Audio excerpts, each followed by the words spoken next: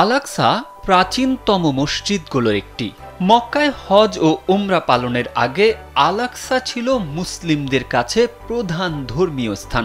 আল আকসা মসজিদটি মসজিদুল আকসা বা বাইতুল মুকাদ্দাস নামে পরিচিত।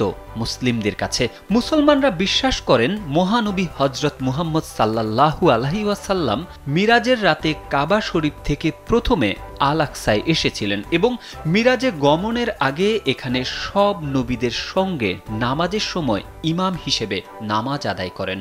মক্কা ও মদিনার পর জেরুজালেমের আল আকসা মসজিদকে ইসলামের তৃতীয় গুরুত্বপূর্ণ ধর্মীয় স্থান হিসেবে বিবেচনা করা হয়। প্রতি বছর ফিলিস্তিন এবং পৃথিবীর বিভিন্ন দেশ থেকে হাজার হাজার মুসলিম আসেন এই মসজিদ প্রাঙ্গণে।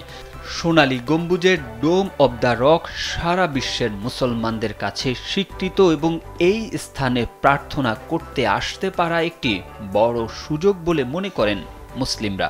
জাতীয় নাগরিক পার্টির উত্তরাঞ্চলের মুখ্য সংগঠক সার্জিস আলমও আল আকসায় যাওয়ার ইচ্ছে প্রকাশ করেছেন। ফেসবুকে দেওয়া এক পোস্টে সার্জিস লিখেন, জাতীয় নাগরিক পার্টির উত্তরাঞ্চলের মুখ্য সংগঠক সার্জিস আলমও আল আকসায় যাওয়ার ইচ্ছে প্রকাশ করেছেন।